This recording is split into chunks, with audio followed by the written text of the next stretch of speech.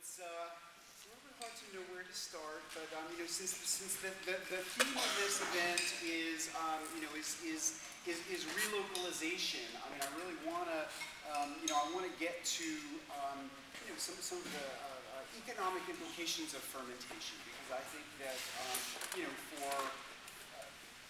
for farmers, thinking about making a living, it's all about value-added products and finding ways to turn the raw products of agriculture into other products that have greater value. And I would say the classic value-added products are all fermented things. I mean, if you take milk and turn it into cheese, you have a much more valuable product.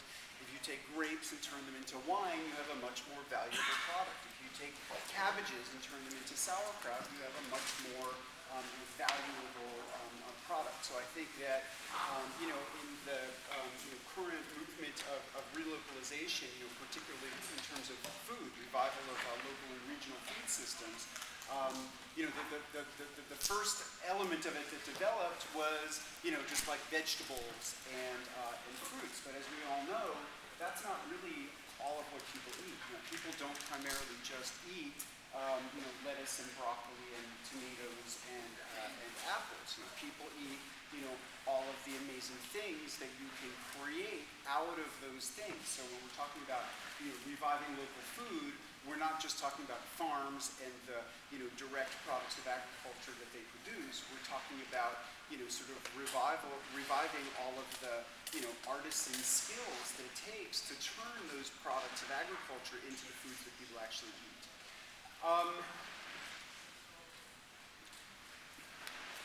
The way that I got interested in fermentation really had nothing to do with relocalization of food or adding valuable products. I mean, I got interested in fermentation because I love food and I love strong flavors.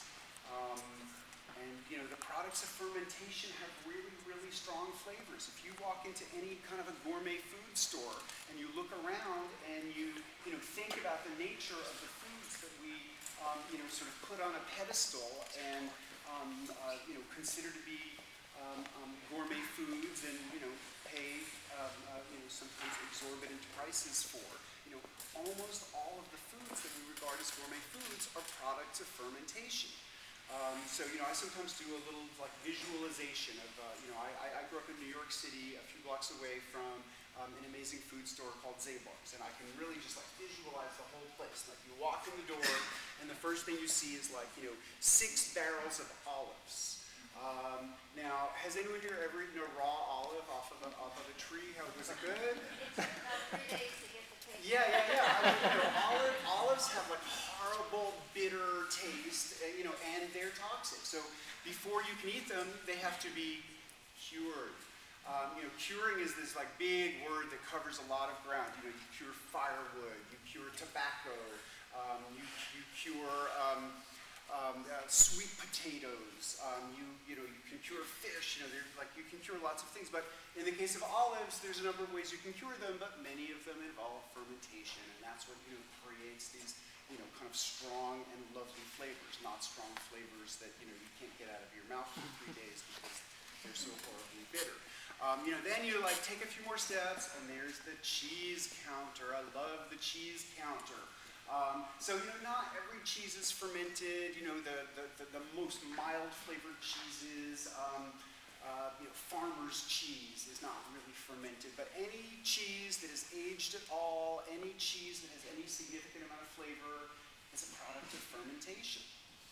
And I think cheeses illustrate this really great point, which is that not everybody likes all flavors of fermentation. I mean, sometimes in the creation of these strong flavors, they're flavors that some people love and other people hate. So probably a bunch of us in this room really, really get excited about stinky cheeses.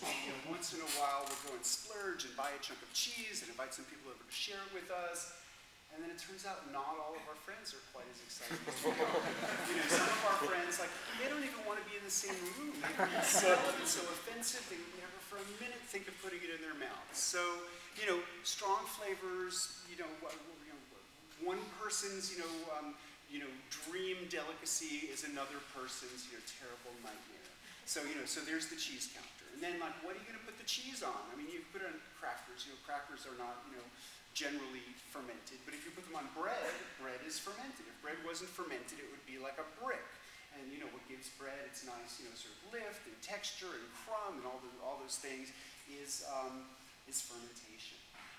You know, then there's a counter of you know, preserved meats. You know, meats can also be fermented. You know, salamis are all fermented. You know, that's what enables it to just hang from a string in a delicatessen at you know, at ambient temperatures for you know, for months, is the fact that it's acidified by fermentation, and that gives it a stability.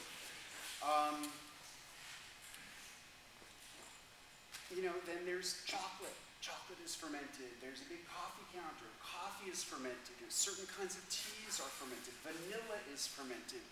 You know, all the condiments that we love to slather on our foods are, you know, if they're not products of fermentation, I mean, the big three American condiments, you know, ketchup, mustard, and mayonnaise, you know, none of them are typically fermented, although any of them could be fermented, but they're all made with vinegar. Vinegar is the stabilizing agent in them.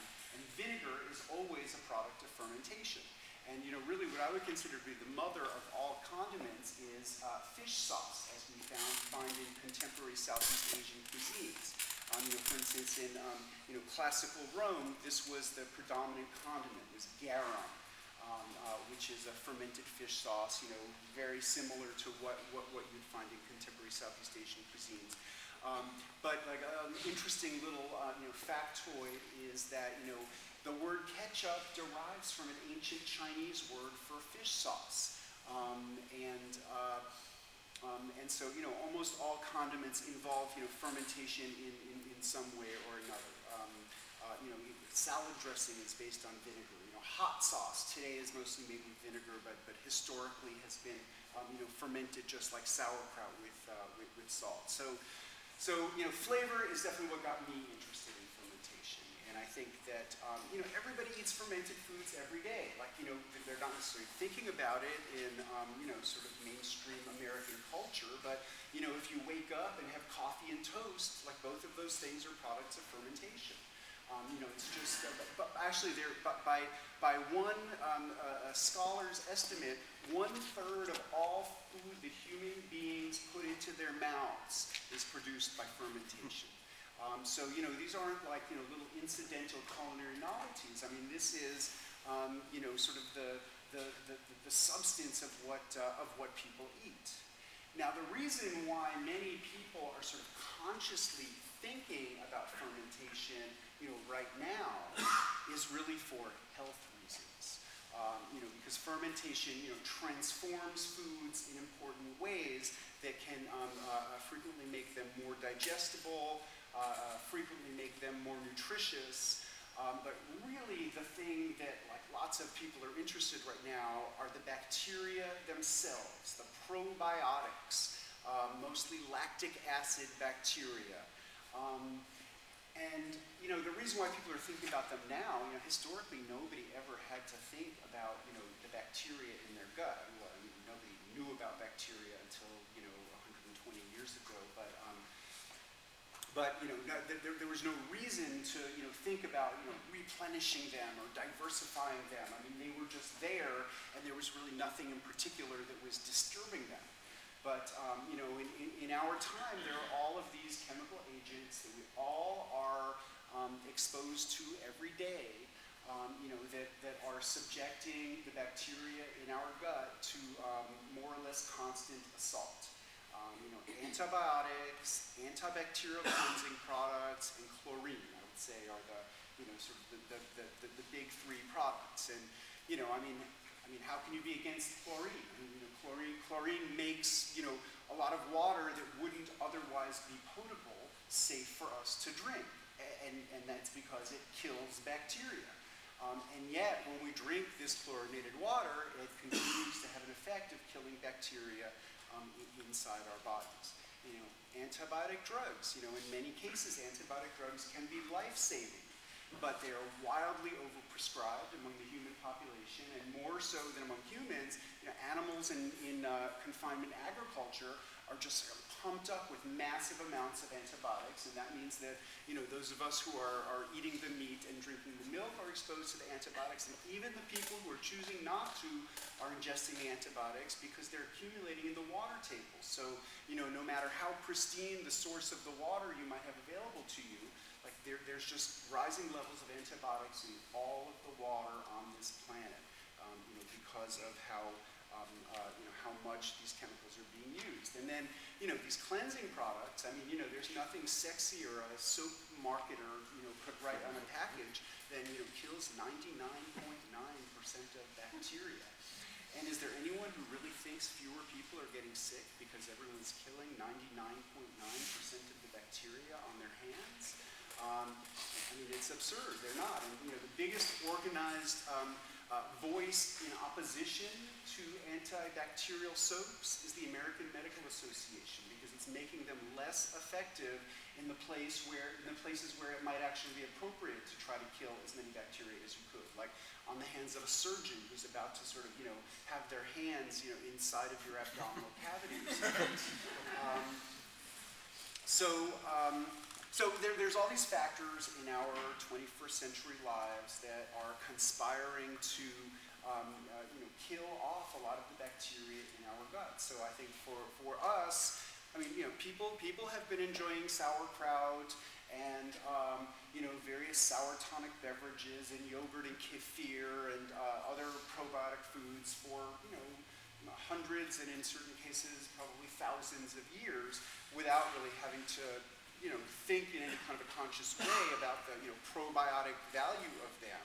But in our time, this is part of what's getting people interested in these foods. Now, of course, the probiotic supplement manufacturers will say, well, I mean, all this benefit has been demonstrated for our proprietary agent, and of course, our proprietary strain is much better than all the other ones on the shelves of the health food stores. But this is the one. But really, like, who's going to do clinical trials for sauerkraut? There's no like something that's like not proprietary. I mean, is the McDonald's farm going to like fund clinical trials to like demonstrate the probiotic benefit of their products? I mean, it's not realistic that anyone who does that can sponsor that kind of research.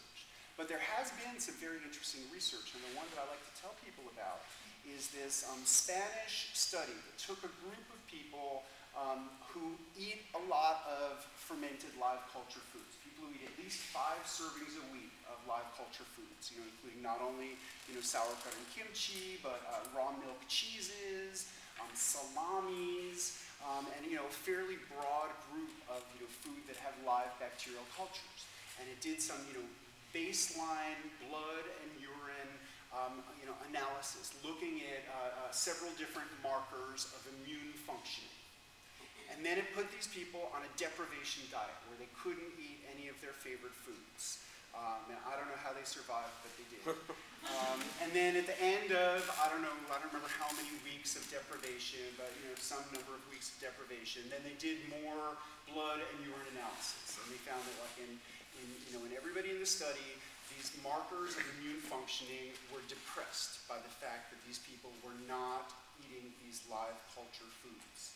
And then what they did is they introduced in half of the group just yogurt, plain old yogurt, and in the other group they used like a probiotic yogurt, like a fancy probiotic yogurt with one of these proprietary strains, like the Dannon Activia kind of a thing, whatever they have in Spain, it's like that. And with both of those, I mean, they didn't really find a difference between the groups, but in both of those groups regained a portion of the immune function they had lost, as indicated by these markers of immune functioning. But what's really interesting is that it was only when they were able to return to a diet eating diverse live culture foods, different types of foods with different types of bacteria, that their levels of these various markers of immune functioning were restored to their original level. So, in terms of this idea that, only the sort of, proven, studied bacteria are probiotic, I mean, I just think that that is, that's a story that's created by the people who are trying to sell them to us. Okay, now I just want to move a little bit into, into economics, and that is that, in the United States in the second half of the 20th century, I mean, the whole thrust of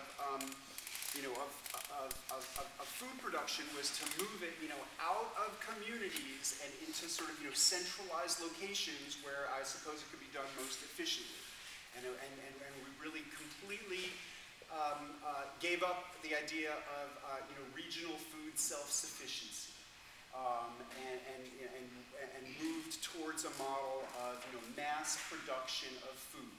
So if farms had been part of the fabric of life, fermentation had been no less a part of the fabric of life. I mean, I can't tell you how many people my age and older I've met who have a memory of a grandparent who had a regular fermentation practice that just like in the next generation, got lost. Agriculture was disappearing and food production was sort of disappearing to faraway places, and people were doing other things with their lives, and they just sort of like lost a lot of these threads of tradition. How old are these traditions? Nobody knows. I mean, nobody knows the origins of sauerkraut. Nobody really knows the origins of cheese. I mean, really, all of these fermented foods, predate recorded history. There's a lot of speculation about the origins of these foods, but we don't know. I mean, the oldest written documents in a lot of different written traditions refer to ferments that already existed at the time that these documents were written. I mean, the Sumerian tablets even have recipes for how to make beer and how to make bread, and actually the Sumerian recipes are really interesting because the beer recipes call for an undercooked loaf of bread as the starter, and the bread recipes call for skimming the foam off the beer as a starter. But anyway, these foods are ancient, and for those of us growing up in the context of what I call the war on bacteria, this sort of mindset that we all get indoctrinated into, that bacteria are bad. That the reason why it's so sexy to claim that a soap with a chemical added to it will kill 99.9% of bacteria is because we've been indoctrinated over a couple of generations now to accept this idea that bacteria are bad. Our lives would somehow be better if we could wipe out all of the bacteria. But unfortunately we couldn't survive without bacteria. Bacteria are so. First of all, unless you're a creationist, all life is evolved from bacteria, and the corollary to that nobody ever talks about is that no form of life has ever been able to live without bacteria. Without bacteria, plants can't uptake nutrients from the soil. Without bacteria, humans and other mammals can't extract most nutrients from the food that we eat. And certainly the role of bacteria goes way, way beyond digestion and nutrient assimilation. Basically, bacteria create a competitive situation that protects us from other bacteria that have the potential to make us sick. And we're just learning about all the other ways that bacteria regulate different functions in our bodies. Recently, there was a study that demonstrated that when you have an infection in your lung and your body is fighting the infection in your lung, that gut bacteria are actually involved in mediating that response in another part of your body. And nobody really understands yet what the mechanisms of that are. But it's becoming clearer and clearer. There's also a growing body of research that's suggesting that in our bodies the sort of regulation of energy storage versus use is mediated by bacteria, and that the epidemic in obesity might have something to do with sort of the dying off of certain populations of bacteria in our guts. So to relate this all, back to economics, a lot of the thrust of the literature of fermentation in the 20th century was, sort of just like this, sort of, moving all food production out of communities and into sort of, centralized places where it could be done most efficiently. And in the realm of fermentation, it was basically like, trying to improve cultures, basically by isolating individual fungi and bacteria. I mean, basically, in the natural world, microorganisms are never singular. That's really like a human invention. Like Louis Pasteur in the 1860s isolated yeast. And since then, yeast has become the most studied organism. It's sometimes called the model organism.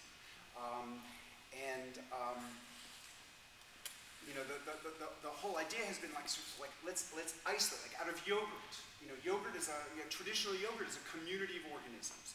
The Pasteur Institute, they looked at yogurt under a microscope and they said, oh, out of all this, like these swimming bacteria, it's this one and this one that are critical for making yogurt.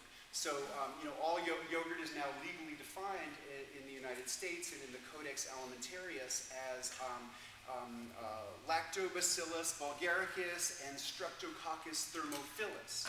And, if you just isolate those two bacteria and make yogurt, it's wonderful yogurt. I mean, that's the yogurt that really all of us are used to the extent that we all eat yogurt. But traditional yogurt was made with this big community of organisms.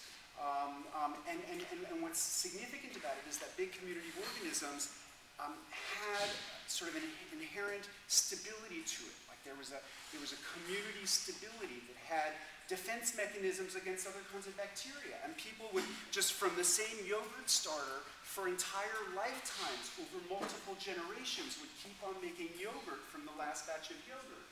Now, I'm sure some of you in here have made yogurt.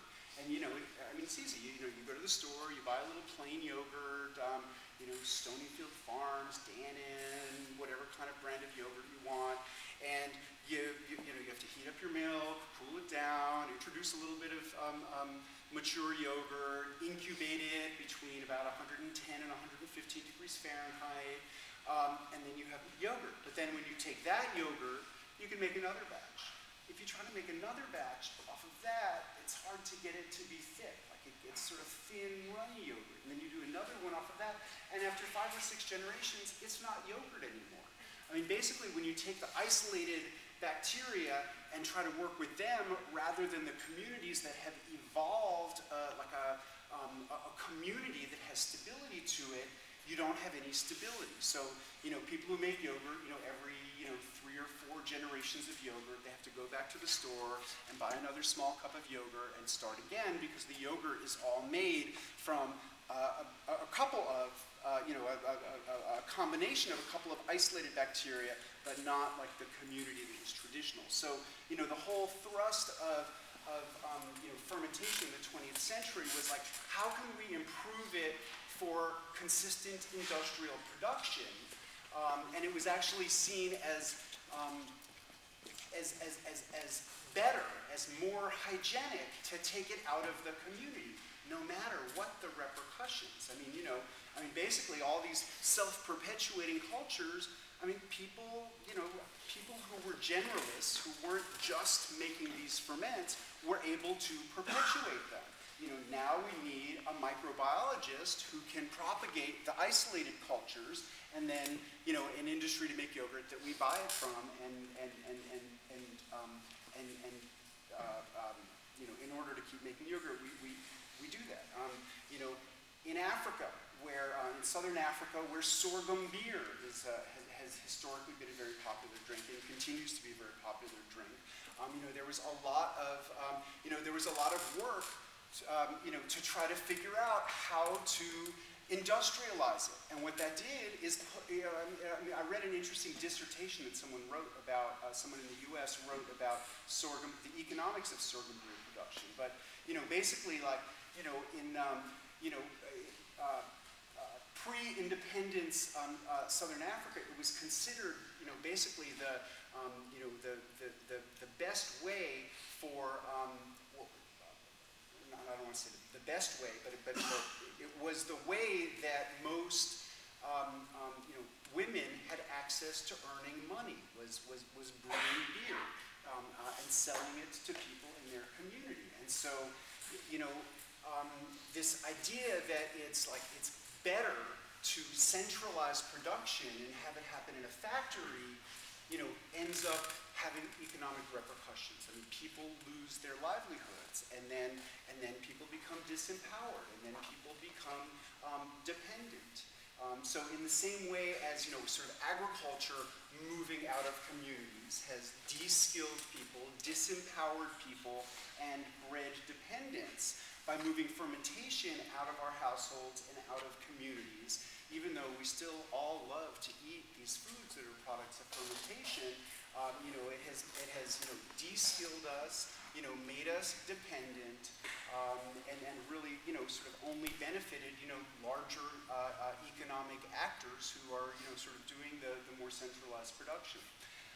So I think that, in terms of thinking about relocalization, I mean, fermentation, fermentation isn't one thing, but the broad collectivity of fermentation arts, has a huge role to play, in our in our efforts for relocalization. And then it's also a reskilling. It's all these skills that we've lost, and then because of this, indoctrination and fear of bacteria, it's compounded by fear. And so, I mean, the question I get more than anything is like, okay, it looks really simple to make sauerkraut, but how can I be sure that I'm not going to get the wrong bacteria growing? How can I be sure that I'm not going to get sick, that I'm not going to poison my family, that I'm not going to accidentally kill someone? And so, there's all of this fear. And people thinking that they need to have a background in microbiology, or they need to have a microscope, the ability to identify different organisms. They need to have a laboratory where they can control the environment. And these are ancient rituals that people have been doing forever. Sauerkraut is, as far as I can tell, the safest food that there is. According to the USDA, there's never been a single case of food poisoning reported in the United States from fermented vegetables. There are not many foods that you could say that about. So anyway, obviously I could go on and on, but there are a few other speakers, and I'd like to give them a chance to say what they're going to say, and then I'd like to make it more interactive and hear what you all have to say.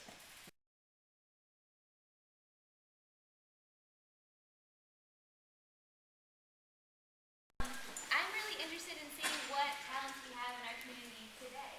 So I would like everyone who has never made a fermented food to sit down.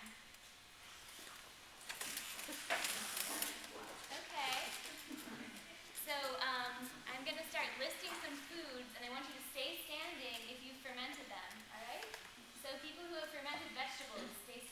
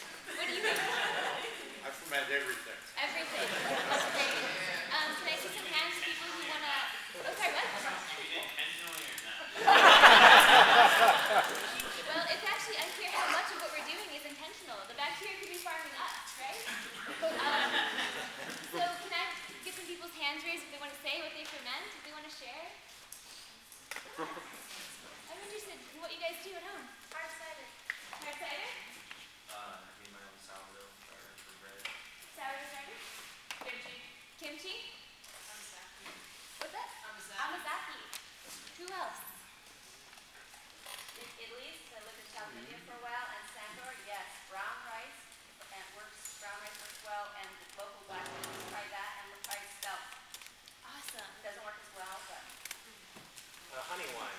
Honey wine. So, just looking around you guys right now, we have a very live, active culture here in Ithaca of people making fermented foods. So we have a lot of diversity in this room. There's really no reason why I should live here and one of you guys shouldn't be. The only reason I am up here is because I was a little bit more interested in education than, fermenting food in my own house. So I teach a Freeskool class on fermentation. I'm really interested in the whole creating education in the community aspect of fermentation. I believe that fermentation puts power back in the hands of people, as Sandor was saying, and that's really important to me. Fermentation has empowered me personally. I've felt like I understand more about my world since I started to ferment foods. I feel like I'm in a more harmonious, to use I think your word from earlier today, place with other organisms because I ferment food. That's why I do it, and also it's delicious and fun, and a lot of great reasons to ferment food. I think it all comes down to health, wealth, and happiness. So that's why I do it. I chose to ferment foods because I wanted to feel more connected to my ancestors.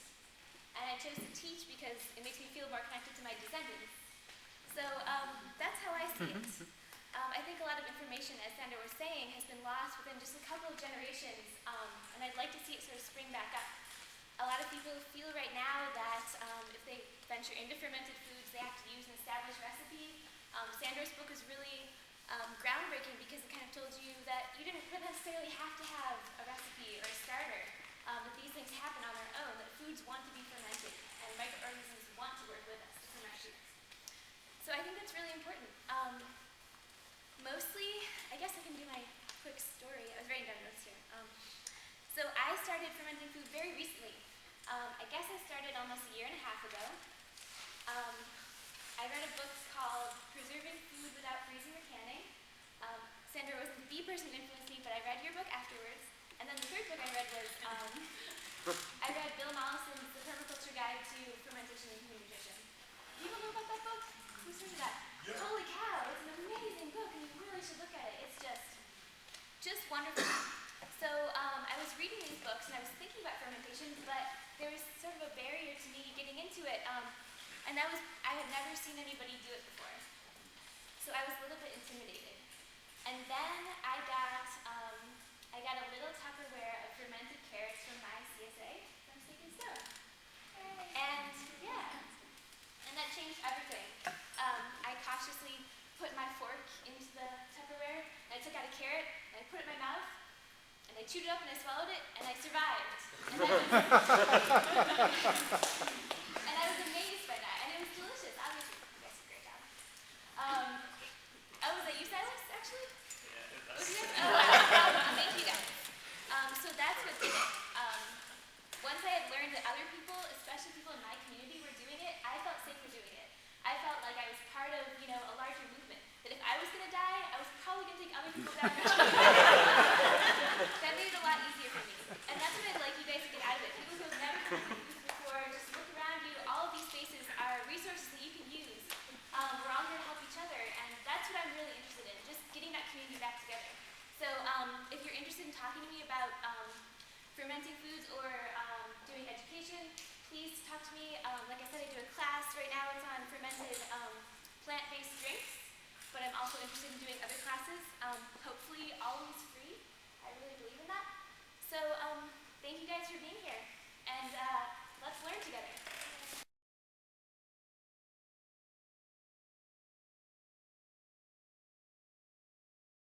But so that involves canning and freezing and drying.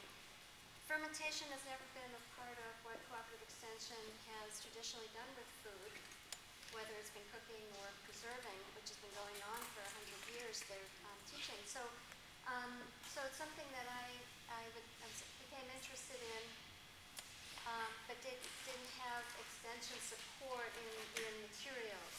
There was no body of materials or research throughout the entire national system.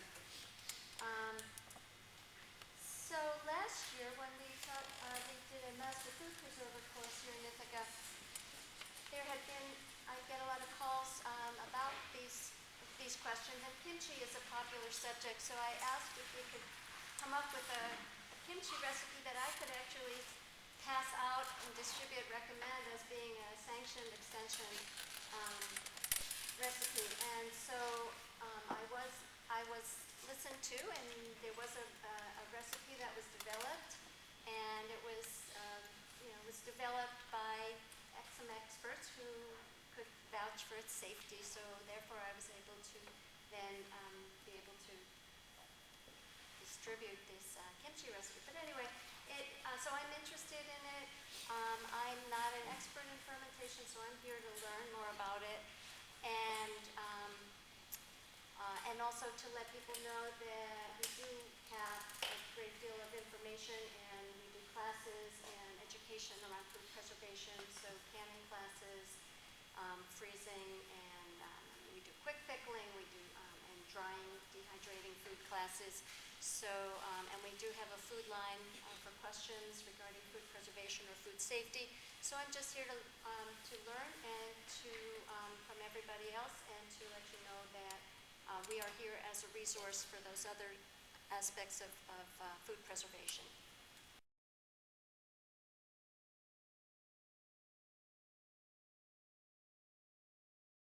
I'm with IthacCan, and happy to say we started IthacCan 3 years ago. We just had our 3rd anniversary. And yeah, and our 400th member joined this week, so we're 400 strong and still going. And what IthacCan is just folks getting together online and also in each other's homes to do peer-to-peer skill sharing. And so we have 21, or actually 20, I guess, 20 different affinity groups inside of IthacCan, like cheese making and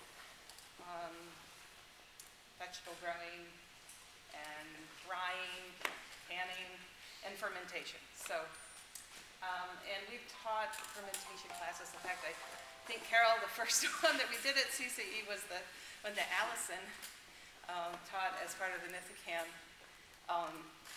where we did 5 different techniques, and fermentation was part of that, and it was a really popular piece of that program that night. So it's great to be here 3 years later and see so many people interested. And so I brought these. These are, if you're interested, you can just pass these out. So the website, people get together, and if you have a question, you throw it out there, other people answer it, or hopefully you get an answer. Most of the time you do. And or if you have something to share, like if you've found a new way of doing something, you want to share it with people. And then we get together in each other's homes. Periodically, people put out an event and say, okay, I can take up to 5 people in my kitchen, and I'd like to, put together, let's figure out how to do cheese, or let's figure out how to, ferment kimchi, or whatever it is. And then people sign up for that session and show up at your house. And, we've done cider pressings and all kinds of different things. So we do a lot of different fermented, in the broader context of what you're talking about. And also in terms of reconnecting with that skill set, that's definitely one of the things that we see is sort of people who have grandmother, grandfather memories of root cellars and farmstead cheeses and things like that haven't actually, things kind of got broken for a generation. So a lot of what IthacCan does is just try to reconnect people to other people in the community who are willing to share their home and their time and do that. So, and Nancy here is, she's a really strong fermenter. Well, not this kind of strong, but very good jars here. Yeah. But I've been over to Nancy's house several times, and she has this great old refrigerator kind of thing, and then she opens it up, and there's just this amazing array of fermented foods. And so she's brought some of them tonight, and you can I first started having fermented foods probably 3 years ago, thanks to Stick and Stone and Cricket Carrot, recommend carrot food very highly. It's super tasty. And then I found Sandor's book and just exploded. It was a lot of fun. I brought along some things, preserved lemons, eggplant. This is a kimchi with watermelon radish, so it turns out kind of pink. Pretty. Plain old Anglo kimchi. I leave out most of the spicy stuff. It's pretty. That's the kind I eat. It's boring, but it tastes good. This one is a new one this week. It's spinach that's been lacto-fermented. So it takes up much less room in the refrigerator. It's easy to put on things. It's really tasty. And this one tastes like cheese, but it is potatoes. These are mashed potatoes I made last October, which means I don't eat them very often. They are down there in that freezer, in that fridge. It's a wonderful technique for keeping food a long time, provides a lot of variety and everything else that has been taught. I've done a couple of classes. I would be happy to share kombucha scoobies or anything that anybody's interested in. Once you get started, you end up. Can you just talk a second on what type of jars you're using? Oh, I tend to like gadgets, and it is possible to just do it in anything, but I like that they're glass, so I don't worry about plastics interacting with acids and stuff. They're small and easy to carry around if I want to do a small batch, although they come in big jars too. And they have an airlock. Didn't actually have something that was currently fermenting, so I just put this airlock on. But when you make it, you can fill the jar up most of the way and either put a little weight on top to hold the food under the brine, or in this case I smashed a leaf of cabbage down on top so that the air doesn't get in. In the process of fermentation, it will off-gas carbon dioxide. That will come up and out, and the oxygen from outside can't get back down in again. So you don't end up having to scoop up all that scum and junk. At least that's been my experience. So I really like these picklet jars. You can find them online. There are other less expensive jars that are lids, or they're just plastic lids that go on top of mason jars. But it's not necessary. I just like them. IthacCan is going to be doing a jar-a-thon, and we're going to have sort of like a mass ordering of picklet jars, along with also the totally 100% reusable canning jars without BPA. So, but yeah, these are great, and they're pretty too.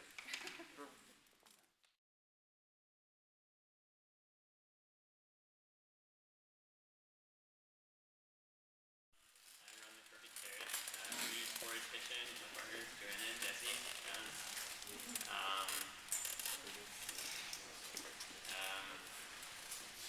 We have a farm-based kitchen that basically does prepared food CSA. I think that it's basically stick and stone farm. Our idea for this kitchen began, I guess, over picking thousands and thousands of bunches of kale at Stick and Stone Farm. Joanne and I talking about sort of our role in the community food system and how we could keep growing, how we could invest in our local food system. At that time, I recently heard from Cooperative Extension that in Tompkins County we have about $200 million of food that's sold retail every year, and about $20 million of that is sourced locally. And I just thought, wow, there's a whole lot of room there for us to eat more local food. Felt like we do a really great job here, but we've got a long way to go to really bring this food system back to this community. So we started the Crooked Carrot Kitchen. The idea that we could source almost all of our product locally and provide prepared foods that could kind of reach to another segment of eaters, and just another part of people's diets. Times that they don't have to make quick meals, or times that they don't have to make food from scratch every. So what we do is basically we've designed our share system to make items that pair with local vegetables. So half of our items are meal components like sauces and salad dressings, and broth in the winter that you can add vegetables to make a meal out of quickly. Half of our items are more ready-to-eat things like soups and kind of deli-style salads, side dishes like bean side dishes, hummus, and pickles. And we found that what our members are really looking for and what we really want to produce is food that's healthy, that's convenient to use, that's locally sourced, and tastes good. And for us, lacto fermentation of vegetables particularly became a real cornerstone for our share system, just because it works so well with all four of those things. And since we pretty much only source our fresh ingredients locally, preservation has been a really important part of our operation. And lacto fermentation has turned out to be a huge part of that operation, just because it's basically the lowest energy input and the lowest time. Anyway, that's what we do. I know I'm happy to see some ZSK members out there and some of our suppliers out there. But we'll have our current lacto veggie for this week's share over here if you guys want to come taste it afterwards. So lacto fermented escabeche. If you have any questions, you can ask me later. Thanks. Thank you.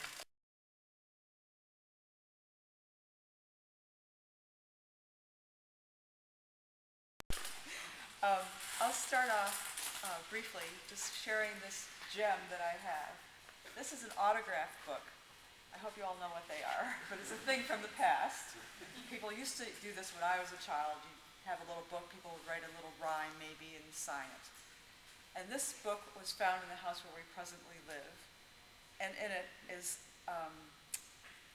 1931, June 17th, someone wrote, "Where was you when the lights went out? You were down cellar eating sauerkraut." So this is a real treasure for us. And there's a lot of silly rhymes in there, but that one was outstanding for us to read. We became interested in eating quality, whole, natural foods in 1969. And we lived on the West Coast for a little while, came east, and it was at that time it was very, very difficult to find food of good quality without chemicals and sugar and so on. We were trying to follow a macrobiotic diet at that time. I became pregnant and I wanted pickles. And a lot of the pickles available were with vinegars that were made with chemicals and food coloring and so on. And because of my craving, we started looking into making pickles. Can you please speak a little louder for us? Oh, sure. We were living more north of here at the time, and we were doing some homesteading, and we evolved into a farm at that time also, raising vegetables to wholesale to the beginnings of the natural food movement. And we started fermenting, as I just said. We got wooden barrels and we filled them up with cucumbers, and we made a salt brine, and sometimes we threw the whole thing away. We just kept trying. And also we started shredding and making sauerkraut. The first batches, a lady friend and myself had our babies on our backs, and we shredded our extra cabbage as a value-added product from our farm and made sauerkraut then. Tom spent a lot of time poking around various places, talking to old 90-year-old men, trying to get tricks on how to make pickles without vinegars and so on. And we put a lot of time and energy into learning about it because there wasn't any printed matter to find out about this available to us.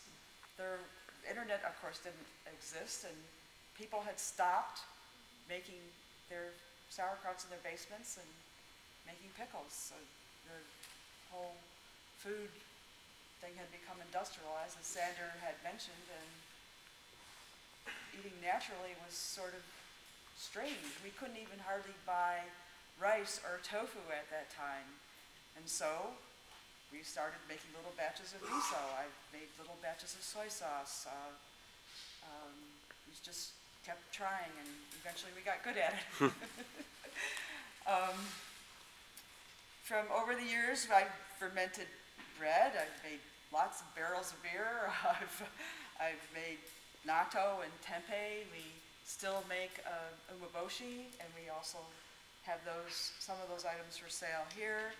And it's really wonderful and exciting at this time that the concepts of eating fermented foods are now sought after and widely accepted. When we started doing it, it was just weird stuff to many, many people that we met. The intellectualization of probiotics certainly has made it a boom, and also the need now for everyone to deal with modern day issues of environmental issues, cancer, and so on, has become burdensome for much of the populace. Now Lyme epidemics is also another issue. And fermented foods definitely play a place in people's well-being and dealing with those illnesses. So I think it will probably continue to be an important part of people's diet all over the planet. I hope someday I get to go to Vietnam and Thailand and see fish sauce being made. I really would like to do that before I die, because I'm fascinated by fermented foods. We had the wonderful opportunity to spend time with Bill Mollison maybe 10 years ago or so, and of course we had his book, and just reading his research and Steincross's research, who has passed away. He was a professor at Cornell who traveled all over the world, and he has some wonderful books about fermentation in Mann Library at Cornell that are a result of his lifelong research that talks about fermented foods all over every continent. And I'm sure they're still there if people want to take them out. And I guess that's all I have to say for right now. Shelley pretty much covered the outline of our fermentation experiences. There's some of them that are a little bit more funny, though, I guess, but a little more interesting. As Sandor mentioned, or other people have mentioned, I just found out recently that my grandmother went down into the basement and made sauerkraut, every fall. And she, I guess she had her own style, her own recipes, but she had her, her little shredder, and she made sauerkraut. So I was quite thrilled when, we found this in the house. It was like, behind the wall. So I got the great idea. I said, sauerkraut. And as people have mentioned, this is, the local food is important, and I said, gee, let's make some sauerkraut in the house. And so we made a big barrel. Here's a picture. Shelley's shredding it. We put a big pile of cabbage, and I made up a little slideshow kind of thing, and I put it on the internet. It's like, it said sauerkraut for everybody, and it's about how to make sauerkraut, how you can make sauerkraut in the home. But we got in trouble, which was really, really funny, because as a result of that, we had to change, our processing and stuff like that, change our processing, and we had started to become, a This real is serious. before we started selling our products at market and GreenStar. Yeah, a real serious producer. So it was just like, it caused a real problem. And it was frustrating, because I was thinking like, sauerkraut is in production, as evidenced by everybody coming here, that, this is the thing to do and everybody's going to be real happy. But at any rate, it caused a big problem. We used to make huge quantities at one time. At one time we would go up, we went up to Geneva to a sauerkraut factory and filled a whole vat. We had a big field of cabbage, and we brought our cabbage in, we brought in the sea salt and we filled a whole vat. But that was a little bit too much. Then we went back down to more barrel size and to about maybe 50 or 60 barrels a year. And then at one point we even were up to making over 100 barrels of pickles. And those were sold in mostly 5-gallon pails to co-ops. So we had a This nice, is in the 80s. nice little business. We were legal then. Yeah, we had a promise. We had a serious little business going. And one of the reasons that we stayed with it, as she mentioned, and I think I can just read this. Somebody earlier mentioned macrobiotics. In the early days, we were heavily influenced by macrobiotic teachers, and one of them was Michio Kushi, and he wrote this little thing, and he had this chart and diagram about the evolution of man and the evolution of plants. And I still think that this is one of the keys of why you cannot ignore or stay away from, cultured foods with the bacteria. And he said that nature is continually transforming one species into another. A great food chain extends from bacteria and enzymes to sea invertebrates, and vertebrates, amphibians, reptiles, birds, mammals, and human beings. Complementary to this line of animal evolution is a line of plant development ranging from bacteria and enzymes to sea moss and sea vegetables, primitive land vegetables, ancient vegetables, modern vegetables, fruits, nuts, and whole cereal grains.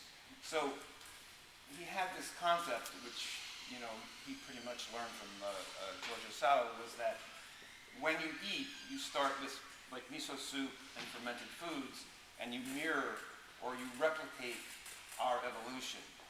And so that was this kind of like idea, and going, oh.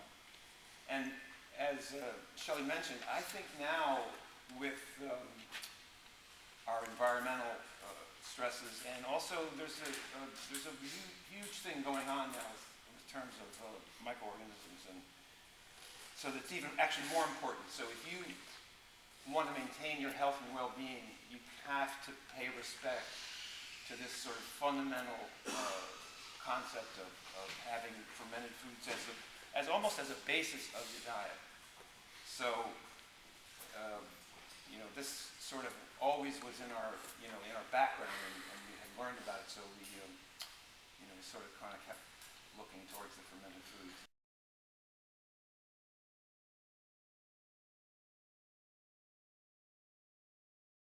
That we actually create most of our real life, or real wealth, comes from living organisms.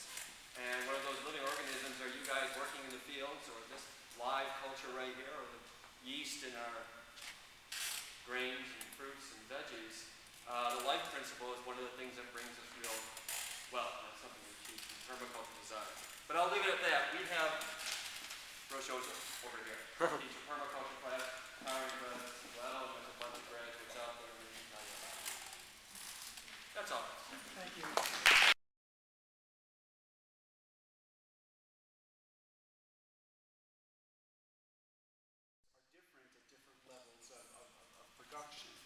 I also think that there's a certain, what I understand from hearing stories of people who have started fermentation-related businesses in different parts of the country is that, there is not a uniform interpretation of the rules, and a lot of it is,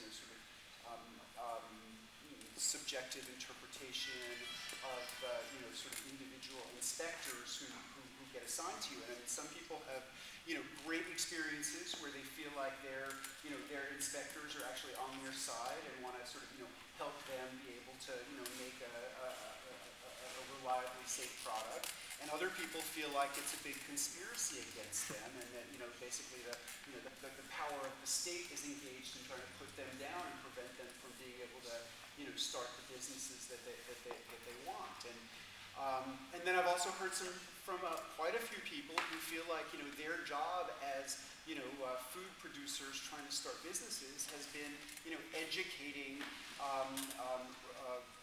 inspectors and regulators who just knew nothing about the kind of food that they're regulating. Like, for instance, hearing this story about Virginia that like they don't allow acid food production. Well, I know that they're selling lots of acidified foods in Virginia, so what are they, like, safe if they're produced in another state and get shipped into the state? I mean, a friend of mine who has a dairy farm and was starting a raw milk cheese making operation encountered almost the same thing in Tennessee, where they were, the department had no experience with raw milk cheeses. And so, they were very reluctant to approve it. And then, he basically was able to like go to all of these stores in Chattanooga, the city that he's near, and say like, you're allowing these people to sell these cheeses that are produced in all of these other states. So, you're saying it's not possible for me to do this safely in Tennessee, while, people in California and Vermont can do it safely and ship it to here. So, I do think that, some of the hard and often, maddening, frustrating work of, reviving local production is, educating the inspectors and the regulators. This USDA guy who, has stated, in various articles and to me in our conversations that there never has been a reported case of food poisoning from fermented vegetables, has been an incredible resource for a number of people trying to start fermentation businesses, where the inspectors approach the whole thing with suspicion, sort of like unable to believe the food that just sits out at room temperature for weeks or months could possibly be safe. And then, to have this, microbiologist employed by the USDA, be able to sort of like validate that, indeed this is a thousands of year old, tradition that is, kind of inherently safe. So, there's just like unfortunately the burden of proof is on, the people who want to, start the production, start the business. And, when you're trying to, organize starting a business, you don't exactly, feel like you have time to go do all of this like documentation and research and, build a case for the regulators. But, unfortunately that's frequently, the story of what people have to do. But I would say like the biggest single suggestion I would make for people, trying to start businesses and who are sort of having a struggle with their health people is, make some connections with other people in other parts of the country who are producing the same product that you want to produce, and hear their stories. See what information they might be able to provide you with, maybe see if their inspectors might be willing to talk to your inspector and talk about their experience with that kind of a product. But I think a lot of it is just education. Everyone, just as, we've all been indoctrinated to believe that, bacteria are dangerous and can kill us, there's this whole sort of food safety dogma. I don't know what the story is up here, but in most states, if you work in a restaurant, you take this class. You have to take this class. And the central idea is that it is dangerous to eat food that sits between 40 and 140 degrees Fahrenheit for more than 4 hours. And that's a reasonable standard, I think, just to, put out there for restaurants. But if it were like, if there were an absolute inherent truth to the extreme danger of food that, sat above 40 degrees for more than 4 hours, we wouldn't be sitting here talking about this because our ancestors would have, perished before we got started. So, obviously human cultures around the world, sort of developed strategies to keep food safe, even though they hadn't invented refrigeration and freezers yet. So sometimes there's just this dogma. I think with raw milk we see this dogma. There's now, generations of public health people who have just sort of, been sort of hammered away, this idea that, raw milk is dangerous and can kill you. And yeah, sure, raw milk of animals who, don't have access to adequate pasture, can be dangerous and can kill you. But, for the most part, when animals, have adequate access to pasture, they're healthy and their milk is healthy. And so it's not that, the raw milk itself is so dangerous. It's just that, milk from animals, who haven't had access to pasture and have just been fed, grain can be dangerous. So a lot of times there's not this sort of like, nuanced qualitative understanding, and people just have their dogmas, and it's our work to help them understand that things are a little bit more nuanced than that. Just to follow up on your comments a little while ago about adding potatoes and other things to sauerkraut. When you do that, is it always at the beginning of the process, and is the added component bathed in brine? And do you ever add components to sauerkraut after the fermentation? For the most part, and when I've done it with mashed potatoes, I have added it at the beginning of the process. When I have added meat, I have always let it acidify a bit first, and then added the meat, so I'm putting the meat into an environment that's already acidic, if that makes any sense. I don't see any reason why you couldn't add mashed potatoes to kraut that had already matured a little bit, but I've done it the way I've done it. And they're bathed in the brine. Oh yeah, definitely. I mean, the single most important factor in fermenting vegetables is to get them submerged under brine. If vegetables are exposed to air, oxygen, they will typically mold, and that's why the problem that people encounter is the edge, the place where the protected vegetables come into contact with the air. So yeah, I mean, however you do it, you got to get it submerged under brine. So what you were saying about the health officials, right? I feel like we have a parallel opportunity as parents to educate the health officials we have to deal with. So, and then breastfeeding, like children, Lyme out with fluoride breastfeeding, but about only 15% off. And most of the formula is being prepared with like chlorinated water. And now more you're adding probiotics. But do you have any other ideas of ways to get ferments into children? Expose them to them really, really young. I mean, when my nephew, who's now 9, was like a little toddler, the food that got me interested in fermentation was sour pickles. So cucumbers, fermented in a brine, really sour. But I remember my nephew, when he first could learn to walk, like running around the apartment, like holding a pickle, and just like he couldn't chew it. He barely had teeth to chew it. But he would just like sort of suck it and like gnaw on it all day long for hours. And like he loves that flavor. Now he's a 9-year-old, and like he loves sauerkraut and other lactic acid kinds of foods. And it's the kind of food that like if kids aren't exposed to it, when they're little, when they're like, 1 and 2, they're probably not going to like it again until, at least they're teenagers or something. So that's kind of the biggest thing I'd suggest. And then, I think another, huge realm of, way to get live bacterial foods into children is what I call sour tonic beverages. And at the time that I wrote Art of Fermentation, I hadn't really conceptualized of that as a group. And I had like, kombucha in one place, and, sweet potato fly in another place. And, now, there's so many examples of it. And, the ones that seem most accessible to kids are sort of like bubbly fruit sodas. And, if you can get water kefir grains, those are, wonderful, starters to use for making things like that, but you really don't even need them. Like if you put, fresh berries in water with a little bit of sugar, and just let them sit just long enough to start getting bubbly. Like you're not looking to make something that is like heavily alcoholic, but just until it starts to get bubbly, and there will be tiny traces of alcohol, but half the products in the supermarket have tiny traces of alcohol, and you don't really need to be concerned about that. But they'll also have probiotic bacteria, and it'll be bubbly, and it'll still be sweet.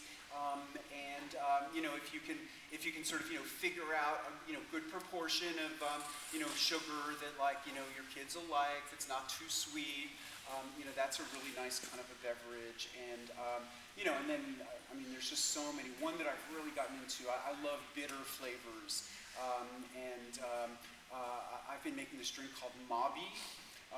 It's from the Caribbean, and it's made with the bark of a tree called Mabi, and it's this like bitter, sweet, bubbly thing, and kvass, which is, Sally Fallon popularized beet kvass, which is made with beets, but kvass unmodified just means like made with stale bread. It's like, stale bread with a little bit of mint and maybe a lemon, and then hot water poured over that. You leave that till the morning when it cools off. You strain out all the water out of the bread. It gets a little bit of yellow color. You add a little bit of honey or sugar, and then I use a sourdough starter as the starter. Leave it in the vessel until it starts to get bubbly, and then bottle it in bottles and seal it and let it get carbonated. As long as I'm saying that, let me just issue a warning for carbonating still sweet substrates in the bottle. They explode. They have the potential to explode, and so. Really what I have come to do, which is a little bit of a compromise with the devil, is I bottle them in plastic, and then you can feel, I use like recycled soda bottles, and then you can feel how pressurized they're becoming. When you do them in glass, it's hard to get a sense of how pressurized they are, and that's when people typically have the problems with explosions. An intermediate might be to bottle most of your batch in glass and just do one testing bottle in plastic, so you can just gauge how pressurized it's becoming. And then once it starts to resist your squeezing, move it into the fridge. Certain ferments are appropriate for long-term storage. Sauerkraut, cheddar cheese, but certain ferments are not. And sugary things that are actively fermenting in a bottle are not long-term storage ferments. Things that you make and enjoy, and then make some more and enjoy that. Anything else on anyone's mind?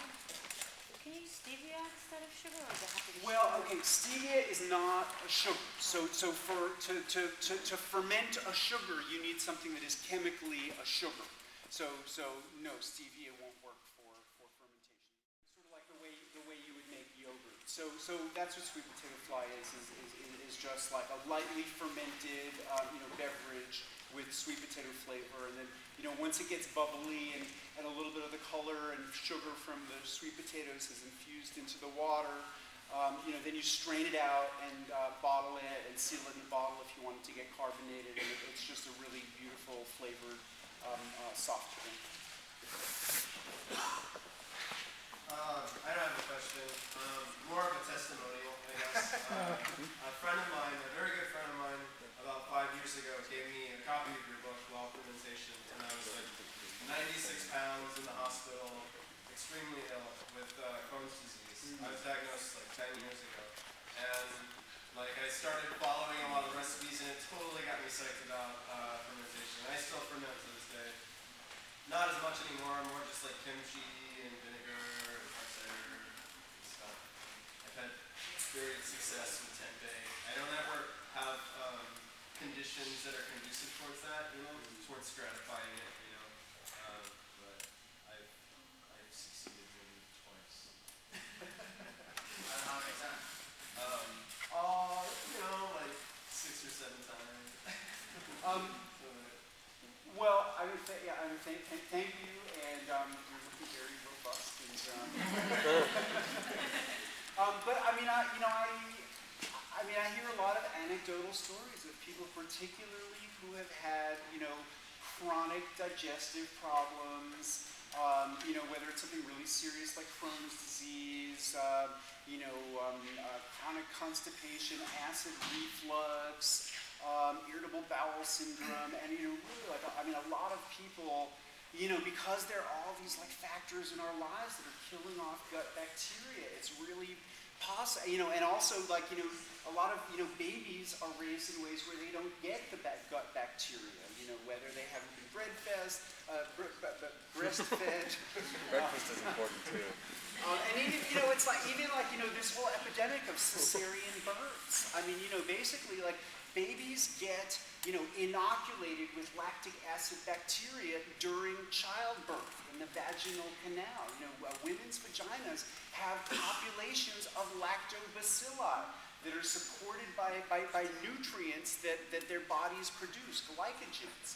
And basically it's the acidification that these lactobacilli create that enables us to reproduce effectively, and it inoculates babies that are born with the bacteria that enable them them to, to function and to digest food effectively. So, for all these, varied reasons, we have a population of people, many of whom, don't have, fully functioning gut bacteria. And, they're not necessarily destined to sort of, always be like that. I mean, with some sort of, active repopulation of the gut bacteria that you really can get through food, many people have been able to, restore healthy digestive function in their bodies. And so, I have a certain amount of skepticism with some of the claims that are made on behalf of particular fermented foods, in particular kombucha. I mean, I love kombucha, but a lot of, really crazy, unsubstantiated claims have been made on behalf of kombucha. There's, websites telling diabetic people that they should just, drink a quart of kombucha a day and it'll cure their diabetes, and I think that's a really bad idea because, kombucha generally is really quite sugary. So, I mean, I think it's important to, approach health claims on behalf of particular foods with a certain amount of skepticism. But, as a group, I think that these foods with live cultures, whether you're someone who's, suffering from a serious chronic disease, whether you feel like you're the healthiest specimen in the world, whether you're feeling the effects of aging, really like whatever your health status might be, these foods as a group have great potential for just improving your overall digestion and nutrient assimilation and immune functioning. And they don't have to cure any particular disease to be valuable. I mean, sauerkraut has compounds that are considered to be anti-carcinogenic. I don't think I don't think it would be that ethical to, tell someone who was, diagnosed with, late-stage breast cancer that, all they need to do is, eat sauerkraut and everything will be all right. But certainly as, incorporating live culture foods, into their, treatment plan, whatever else they were doing, I think it could certainly be beneficial. If they were eating it all along, possibly it would decrease the likelihood that they would, get sick in the first place. But, I mean, these foods do have powerful healing qualities, and yet, obviously they're not panaceas that can, sort of solve all of our problems for us. Before we were talking about yogurt and seeing how people can really go and get a yogurt and take a little bit off that and start it. Have you had any luck with a certain yogurt culture which will sustain itself for a long time? Yes. Is that website Culture for Health, I think? Yes. Yes. So, okay, so basically, I mean, actually, I can't remember whether I already talked about this here when I started, but okay, like there's been all this like reductionistic thinking. So, and I think it's exactly analogous to sort of when like science and medicine, when they're looking at plants that have medicinal applications, rather than sort of like believing that it could be sort of the plant in any kind of a holistic way that's beneficial, there's this sort of compulsion to, identify the active substance within the plant so that it can be extracted and standardized. So, exactly the same kind of reductionistic thinking has been at play in the field of microbiology. So, the Pasteur Institute in Paris, which Louis Pasteur, who is, considered to be the founder of the field of microbiology, started, one of the early projects of the Pasteur Institute was looking at yogurt. And so they took yogurt samples from Bulgaria. And they're looking at it under a microscope, and traditional yogurt is a community of organisms, and out of that community, I'm not sure how or why they decided these were the important ones, but they picked out two bacteria that were like the operative bacteria. So now in United States law, in the International Codex Alimentarius, yogurt is defined as being milk cultured with two particular bacteria, and sometimes others are added, but it always have to be at least these two. And the two are Lactobacillus bulgaricus and Streptococcus thermophilus. And basically the first commercial yogurt production that involved taking these, two isolated bacteria rather than a sort of inherited community of organisms just from yogurt that had, been passed down. I mean, nobody knows the origins of yogurt or anything else. But all yogurt until that work had always been just made from a previous batch of yogurt. So Dannon started improved production with these two isolated bacteria. And obviously Dannon has done pretty well for itself and turned yogurt into a global commodity. But meanwhile, if you want to make yogurt with Dannon or really with any other commercial yogurt, after a couple of generations, it just peters out because the two isolated bacteria, or even if it's 3 or 4 or 5, don't constitute a stable community, which is something that we haven't been able to create. It's something that just evolves through complex biological processes. So yeah, if you can get a hold of an heirloom yogurt culture, which this company on the internet, culturesforhealth.com, sells. I mean, I got 2 different cultures from them. One was Greek and one was Bulgarian. And I got them about 2.5 years ago. And I don't know, sometime last year I accidentally ate the last of the Greek, so I haven't been able to keep the Greek one going. But the Bulgarian one I still have going, and it's been 45 generations that I've done it. And every batch is every bit as thick and delicious as the previous batch. So so there's really something to these full communities that have evolved. No one, they're not from a laboratory. And nobody knows really where they first came from. But all is that your family's yogurt culture that they've been perpetuating for more generations than anyone can remember just is easy to continue perpetuating. So they have this built-in thing. I actually recently, in February, I got to go to Indonesia to teach, and I went to a village where they produce tempeh, and exactly the same thing with tempeh. And just conceptually, all ferments have to be easy for generalists to perpetuate. And sort of, our culture is in this sort of scientific improvement, mindset. And so, a Japanese microbiologist looked at traditional tempeh and sort of picked out from among the various organisms that were present the one that he considered to be the operative one. Rhizopus oligosporus. And so, all of the tempeh commercially available in the United States is made from this, one pure culture, Rhizopus oligosporus. And as a result, it's incredibly technically demanding to perpetuate this single culture. You buy the spores, it's easy to make tempeh from the spores, but to get it to sporulate and reproduce and have the same spore is very technically demanding. So, it's just sort of the same pattern where, the traditional way of doing it that was accessible to the generalists, sort of scientists sought out to improve it, and possibly in the context of commercial production they did, because sometimes a pure culture might be easier to standardize. But, for the rest of us who are just sort of, trying to make it and potentially perpetuate it in our kitchens, they haven't done us any favors. They've really just, made it more difficult and perhaps impossible for a home generalist to continually perpetuate any of these cultures. But yeah, you can buy the internet's amazing. You can buy an heirloom yogurt culture on the internet from culturesforhealth.com. Well, you're talking about yogurt and the culture that's passed on for generations, but then I think of how cheese is cultured. You start out with a big vat of milk, and many cheeses are made from rennet, which comes from the lining of a digestional tract of another animal. So that's a little different. Can you talk about that bit?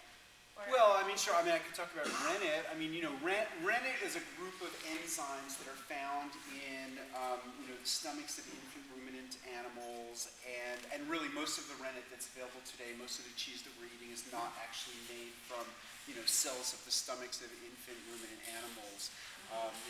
There's actually molds that produce, enzymes that similarly curdle milk.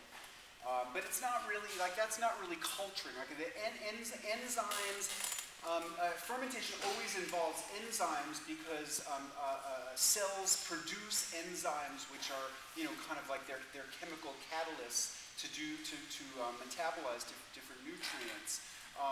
Enzymes are not organisms. Enzymes are not really alive. Enzymes can't reproduce. They can be produced by living cells. They can be destroyed by heat, but they're not like living things in the sense that, they don't have the capability to reproduce themselves. They have to be produced by something else. And, certain foods that we regard as ferments are actually produced by enzymes and not actually by the growth of microorganisms. So for instance, someone mentioned amazaki. If you make koji out of rice, you're actually growing the mold on the rice, and that takes pretty exacting temperature and humidity requirements. Once you have your koji, if you cook more rice and add that koji to rice, then you make amazaki from that, and it's not the mold actually growing, it's enzymes that were produced in the mold that then digest the starch in the rice. And koji is a Japanese culture that's used not only for making amazaki, but for making sake and miso and soy sauce. But there are other. Japan was the Asian country that really embraced the science of microbiology the earliest, and koji generally is, I think since the beginning of the 20th century has always been made as a pure culture, Aspergillus oryzae. But really almost everywhere else in Asia, people work with mixed cultures. So, if there's any kind of like a Chinese grocery store in Ithaca, I bet you could go in there and ask them for Chinese yeast balls. And they're these little chalky-looking balls that look like maybe a little bit smaller than golf balls.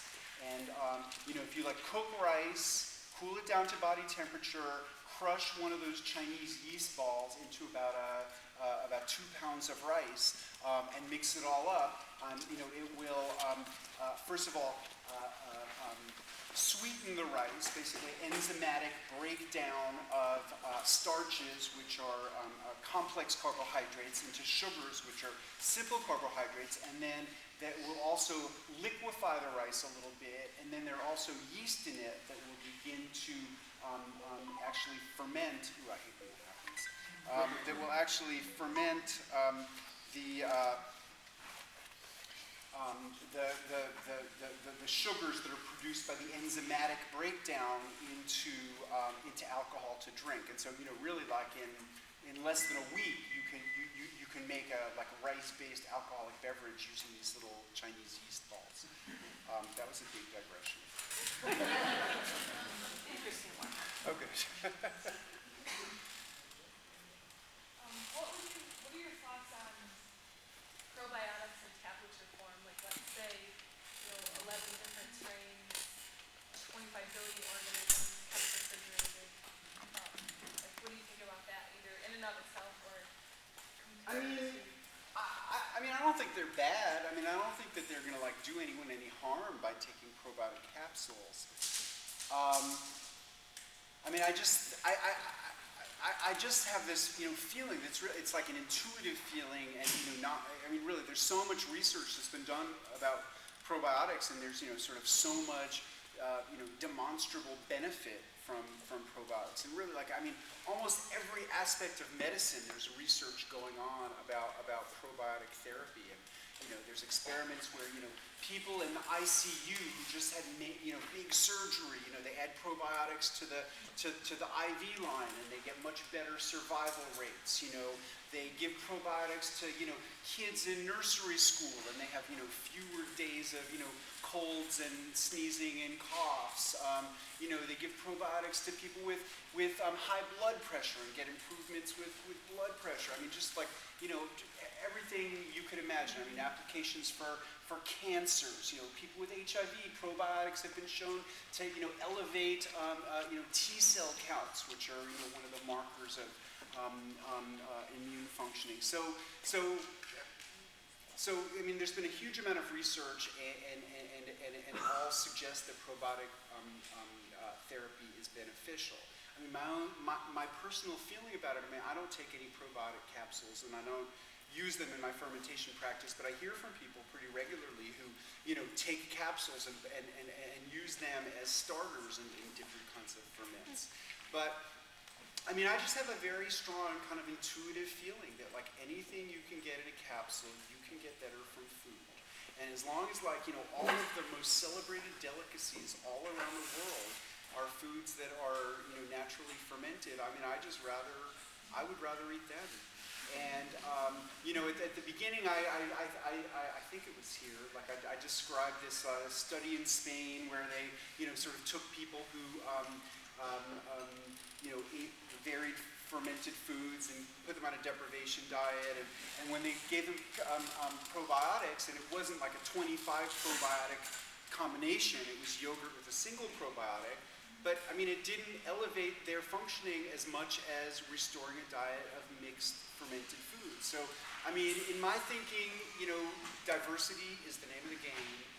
And, you know, eating as many different kinds of fermented foods at different stages of their development. I mean, you know, to, you know, say, you know, like sauerkraut is the product of lactic acid bacteria is a gross oversimplification. I mean, it's actually like a whole series of bacteria that, you know, that mature it. And so actually, really, if you're looking to, you know, introduce lots of different bacteria into your gut, if you eat it at all different stages of its development, if you eat some at, you know, 2 days and some at 5 days and some at 8 days and some at 2 weeks, you know, you're really getting different strains of bacteria in you. And then the other thing, just to sort of like pull the rug out from under all of this is, you know, the cutting edge of microbiology right now is thinking that, like, there are not species in bacteria, that all bacteria are one super species, and that, and that, like, all the different kinds of bacteria, you know, I mean, one of the crazy things about bacteria is their, like, incredible genetic fluidity. You know, people and animals and plants and fungi all have fixed genetics, eukaryotic cells that have a nucleus, and the genetics are fixed. Bacteria don't have nuclei. And their bacteria, I mean, they can lose bacteria and gain bacteria. And this one essay by a microbiologist that I read likened genes for bacteria to tools for people. So, you know, like, I don't have to have a pen attached to my body. You know, it's a tool that I use frequently, but then, you know, sometimes I put it down when I don't need it. You know, I don't have to have a knife attached to my body. When I need a knife, I pick up a knife. So their idea was that, you know, sort of, you know, genes are one super species, and they all have access to all of the genetics that are available to them within a particular environment. And there are all these different, you know, fascinating mechanisms of genetic exchange that bacteria have. So, I mean, I just really reject the idea that there are, you know, probiotics that are like, you know, strains that are better than the other strains. And I think, like, you know, if we're really, you know, interested in, you know, repopulating our gut with bacteria, I mean, it's about making diverse genetic material available to them and eating, you know, different kinds of foods. And, you know, having one of those things be a probiotic capsule, you know, I don't think it's a harmful thing, but I don't think it's any better than, you know, any of the other, you know, things with live bacterial cultures that people would be ingesting. So that's my, you know, long-winded answer. First of all, I thank you, because ever since my partner read your book, it's made it so much better. I don't have a story about it. Anyways, but I wonder if you have any experience with fermentation and livestock. I've been storing cabbage in the winter in my cold cellar, pulling it out and feeding the chickens. And there's snow on the ground. It always comes out smelling like that. Certainly by Mark's stuff, like sauerkraut. The cabbage has and the eggs are great. They're much better when the chickens were just, you know, used to live just on the. Well, I mean, silage is basically sauerkraut. I mean, you know, it's maybe not compressed as much and you know, submerged under liquids so that you get as much like exclusively lactic acid bacteria.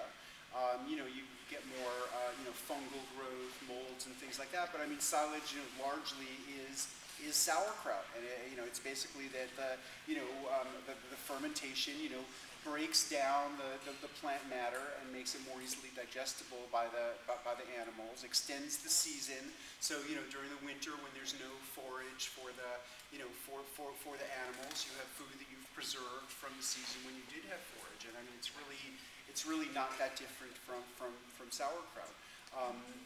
I meet lots of people who have dairy farms and use the whey from their milk products to soak the feed that they're feeding to their chickens or their or their goats. I mean, there's lots of ways to incorporate fermentation into a farm. I mean, I also hear from people who want to know if I have a special recipe of sauerkraut for dogs. And my dog will eat like mild sauerkraut, but not really strong sauerkraut. But I never make her special sauerkraut, like she just has to share mine with me. And then of course, agriculture is full of fermentation. I mean, beyond silage and feeding animals. I mean, compost is fermentation. Lots of kinds of seeds, probably most famously tomato seeds, kind of need some fermentation in order to become viable. So, there's lots and lots of applications of fermentation on farms. I made a really strong corn flour ferment. I'm like, Corn flour. Okay. I was making sourdough with just straight corn flour. And I made cornbread with it, and my goats were the only ones who would eat it. Great. Corn just reminds me, I've learned that there's like a Cherokee tradition of processing corn like sauerkraut, basically like brining corn as a means of preserving it. And I've done it now on the cob whole, and then also off the cob as sort of like a little fermented corn relish. But it's really, really delicious. You're going to make a raw vegan nut cheese. What would you use for a starter? Like cashews? Sauerkraut juice. Sauerkraut. I mean, sauerkraut juice is kind of my universal default starter. I mean, I cook with it. I mean, I do lots of things with it. I make salad dressings with it. But definitely, if I'm looking to start, like a nut or seed cheese kind of a thing, that's my favorite starter to use. People also use, whey. What's that? Oh, right. Yeah, no, so I would start with sauerkraut juice. Yeah. Can I just add that you can make rejuvelat with the seed that you're going to use for your seed cheese. Just put the seeds in water and let them soak, and then you can strain off the water, and it'll be your starter. Do we have any more questions? Great. I don't have a question, but just a little thing to share with folks. Now, I was even talking about interested in other countries or cultures, but I just had a customer come to me at market one time who was from Yugoslavia, and that particular day had brought sauerkraut juice for me to sell. And she said, finally, soda pop! City or wherever she was from, but it was culturally just a regular beverage. Interesting thing about former Yugoslavia is when they make sauerkraut, they typically don't shred the cabbage before they ferment it. They ferment whole cabbages in a barrel of brine, and then when they want to have sauerkraut, they just shred the already fermented cabbage before they sit down for dinner or something. But really what they do with those cabbage leaves mostly is like peel off big whole leaves and do stuffed cabbage things inside of them. And they're really delicious and humid. Which was what I was taught to do. So that's why that's like a tedious, counterintuitive process. And then sometimes I do a little hybrid thing where if I'm making sauerkraut in a crock, I'll leave one head of cabbage whole, and so I'll shred most of it, and then just leave one. But what I do is I cut the core out, and then the juice can penetrate much more quickly. And then, then you have your regular sauerkraut, but then you also can take out this whole cabbage, peel off leaves. When I went to Croatia, they did the stuffed cabbage and then they cooked it, but I love to do little, like, raw hors d'oeuvres wrapped in the fermented whole cabbage leaves. Whole cabbage on the top. What's that? You need whole cabbage leaves after you put your shreds in and you put your follower on. It's easier to take the first 3 layers of whole cabbage leaves off rather than the slime on the. Right. Sure, it's a way of like creating a barrier between between the surface growth. Yeah. Sure. Roll those leaves up and feed them to the goat. Yeah. Great idea. You don't have to pick the stuff out of it for the kids. Right, and in my last batch of sauerkraut that I made, and actually everything hasn't been tried yet, and there's still a lot of more things to try. Kind of going back to the beginning of our talk today, and I told you guys about how I came to fermentation. 10 years later, I'm still fermenting a lot of my own foods for a ton of different reasons. But like I said, the one that really matters to me most right now is linking my personal health with a community health. And so what comes next? We are here now. We've heard wonderful testimonies from a lot of folks in the community, and we're all really grateful for you coming, Sandor. So thank you very much.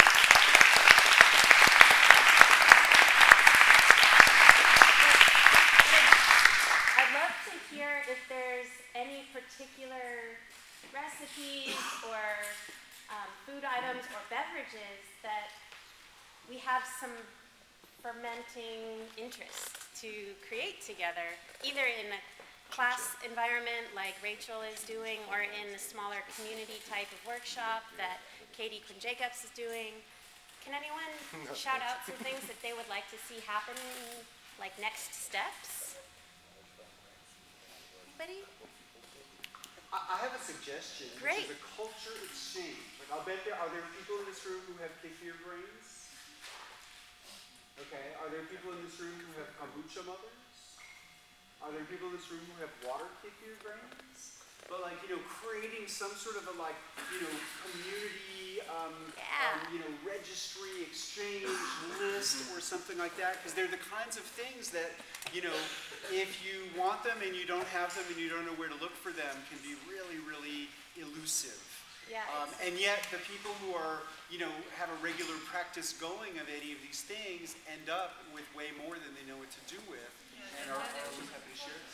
Yeah, that actually comes up regularly on the IthacCan. Someone will be looking for, like the kefir grains, and someone else will say, "Oh yes, I've got them." And it's informal. It's not like a registry, but it does that does happen. Does everyone know the IthacCan website? Can you share I can pass these around. Oh, great. We'll put them on the tables. I know it's kind of getting into dinner time and talking about all these mouth-watering foods. So I'd like to invite folks to come and mingle, take a look at the tables, taste a little bit of these wonderful foods from McDonald Farms. And please, if you guys are making stuff at home, let's start to have a more collaborative trading network where we have community workshops, community food prepping things.